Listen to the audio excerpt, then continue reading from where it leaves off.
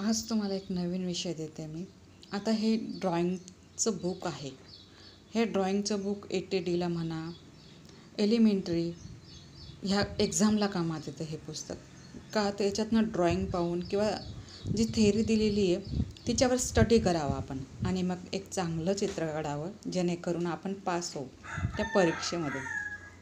तसंच आयुष्य आहे. आयुष्य खूप कठीण असतं. ड्रॉइंग जेवढं सोपं असतं तेवढं नसतं ते. खूप हार्डवर्किंग काम असतं हे. ड्रॉइंगला नीट व्यवस्थित ऑब्झर्व करावं लागतं, पाहावं लागतं, निरीक्षण करावं लागतं. नेमकं चित्रातलं उद्देश काय आहे? नैसर्गिक आहे, भौतिक आहे, ऐतिहासिक आहे का कोणताच विषय अजून याच्यात दडलेला आहे? ते मनुष्याला शोधावं लागतं. हे आर्टिस्टचं काम आहे. जे ड्रॉइंग ते बनवतोय ते मनुष्याला समजायला पाहिजे आणि ते ड्रॉइंग पाहूनच त्याला ते सगळं कळायला पाहिजे. हा ड्रॉइंगचा उद्देश असतो.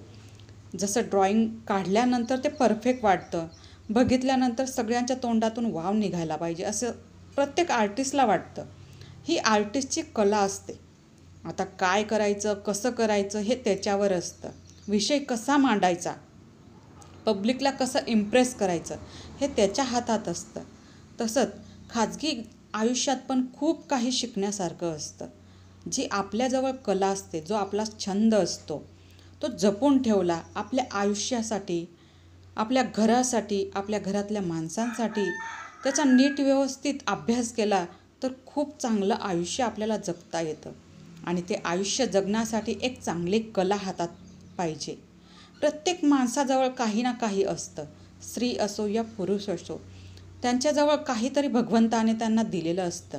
आता ही भगवंताची देण असते. हे आपल्या हातात नाही राहत. आपल्या कुंडलीत काय लिहिलेलं आहे आपल्याला माहिती नाही राहत. आपल्या आयुष्यात भविष्यात काय घडणार आहे कोणालाच माहिती नाही राहत. कारण की भूतकाळ आपण शोधू शकतो, वर्तमानात काय चालू आहे ते आपल्याला माहिती असतं, पण भविष्यात काय घडणार आहे हे कधीच कोणाला काहीच माहिती नाही राहत. म्हणून हँड आणि हात हा एकच शब्द आहे, पण तो जर मजबूत राहिलं तर एक आपल्याला चांगलं आयुष्य जगता येतं. पंचगुणांनी कोणीही परफेक्ट राहत नाही. पंचगुणांमधलं थोडं थोडं जरी राहिलं तर एक चांगली लाईफ जगता येते. मग कोणतंही आयुष्य राहो, गरिबीचं राहो, मिडल क्लास राहो या हाय क्लास राहो, लक्झरी लाईफ प्रत्येकाला हवी असते. सुखात लोळायला सगळ्यांचीच इच्छा असते, पण त्याच्यासाठी किती कंबर कसावी लागते हे कोणालाही माहीत नाही राहत. आणि मनुष्यबुद्धी ही सगळ्यात स्वार्थ बुद्धी असते आणि पक्ष्यांची बुद्धी ही नॅचरल असते. आता माझ्या व्हिडिओमध्ये बरेच वेळा तुम्ही पक्ष्यांचा आवाज ऐकता किंवा कोयल आमच्या शेतात खूप छान ती म्हणजे ओरडत राहते, फिरत राहते, तिचं खाद्य ती शोधत असते. आता खूप येते ती आमच्या आंब्यांचे झाडं आहे किंवा फळांचे झाडं आहे त्याच्यावरती तिचं खाद्य शोधत असते. आणि माझ्या बऱ्याच व्हिडिओमध्ये कोयलचा आवाज येतो तुम्हाला. आता पोपटाचा आवाज येते, पोपटही आहे आमच्याकडे. तर हे नॅचरल आहे. मला नॅचरल आयुष्य जगायला खूपच आवडतं आणि नॅचरल म्हणजे ते भगवंताने दिलेलं आहे. मनुष्याने जे निर्माण केलं ते एवढं नॅचरल नाही वाटत. आता एखादा धबधबा किंवा एखादा वॉटर पार्क घ्या तुम्ही, तर त्याच्यामध्ये खूप काही आहे. वॉटर पार्कमध्ये जाऊन तुम्ही केव्हाही आनंद घेऊ शकता, पण एखादा धबधबा तुम्हाला पावसाळ्यातच मिळेल, त्याला पावसाळ्याचीच वाट पाहावी लागेल.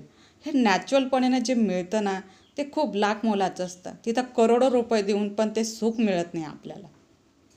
तर हा मनुष्याचं हे वागणं, हे बोलणं कोणाला जमतं, कोणाला नाही जमत. हा एक नवीन विषय तुमच्याजवळ मांडते मी. आवडलं असेल तर सबस्क्राईब करा, लाईक करा, शेअर करा, कमेंट करा. श्री स्वामी समर्थ.